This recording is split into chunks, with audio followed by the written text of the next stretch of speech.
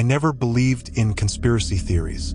I was a rational man, a journalist who prided himself on cold, hard facts. But that was before Havana.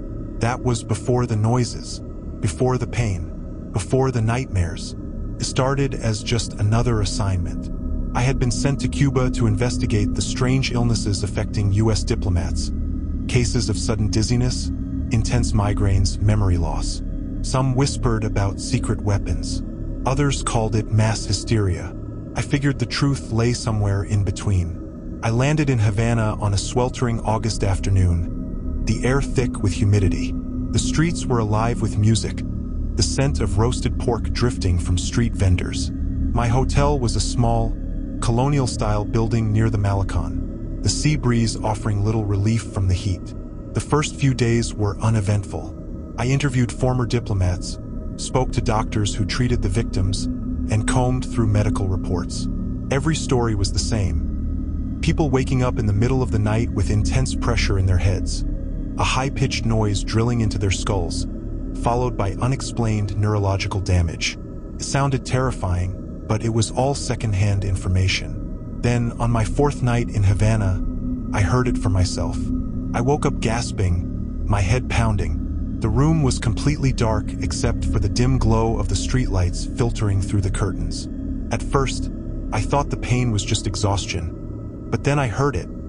A sound, high-pitched and unnatural, creeping into my ears like a swarm of insects.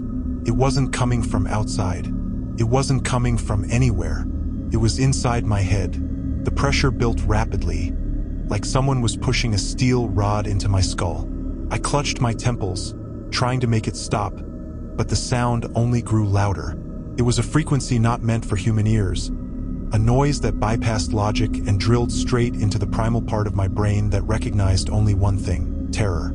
I tried to get up, but my body felt heavy, as if unseen hands were holding me down. My vision blurred, the edges of the room distorting, warping. Shadows in the corners began to move.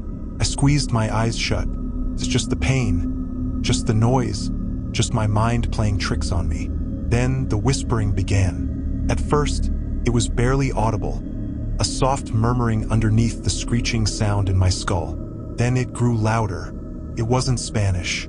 It wasn't English. It wasn't human. I turned my head toward the darkest corner of the room. My breath caught in my throat. Something was standing there.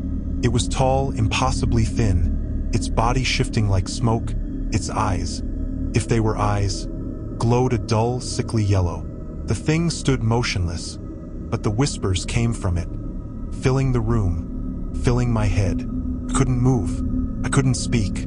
The noise inside my skull reached an unbearable pitch, like my brain was about to burst open. Then, as suddenly as it started, it stopped. The thing in the corner was gone. I gasped, rolling off the bed, clutching my head, the silence ringing in my ears. My body was drenched in sweat, my hands shaking. It had felt real, too real. Had I just experienced Havana Syndrome? Or was it something worse? I needed to get out. I stumbled out of my hotel and into the humid night air. The streets were mostly empty, the glow of street lamps casting long shadows on the cobblestone roads. I made my way toward the Malecon, needing fresh air, needing clarity. But the moment I reached the seawall, the pressure returned. It wasn't as strong as before, but it was there. A dull ringing in my ears, an invisible force pressing against my skull.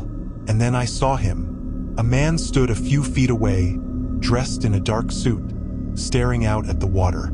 His posture was too stiff, too rigid, like he wasn't real. I took a step toward him. "Hey!" He turned. His face was wrong. At first, it looked normal, but as he stared at me, his features shifted. His skin rippled like liquid, his eyes stretching too wide, his mouth curling into something that wasn't a smile. The sound in my head spiked again, the pain bringing me to my knees. The man, or whatever he was, began whispering, the same whispers from my hotel room. I tried to back away, but my limbs refused to move. Something was holding me in place. The thing in front of me took a step closer, and another. Then, just before it reached me, the streetlights flickered, and it was gone. I collapsed onto the pavement, my vision swimming. I needed to leave Havana. Now, back in my hotel room, I packed my bags with trembling hands. I didn't care if I had to walk to the airport. I didn't care if I had to bribe my way onto a flight. I just needed to get away from whatever this was. But just as I reached for the door, something stopped me. A letter. It had been slipped under my door while I was out. There was no return address, no name, just a single sentence written in shaky, uneven handwriting. Leaving won't save you. It's already inside. The air in the room grew heavy, thick with something unseen. The pressure in my head returned, worse than before. The whispers started again. I turned, slowly, knowing what I would see. The figure stood in the corner, closer than last time. Its body flickered, its form twisting and pulsing. The pain in my head became unbearable. My knees buckled. The thing moved closer. Then, I woke up on the floor. The morning sun streamed through the curtains. The air was normal. The room was empty. Had it all been a hallucination? A side effect of Havana Syndrome? A waking nightmare? I had no answers. I left Havana that morning. But even now, thousands of miles away, I still hear it. The whispering, the sound. And every night, the figure in the corner is one step closer.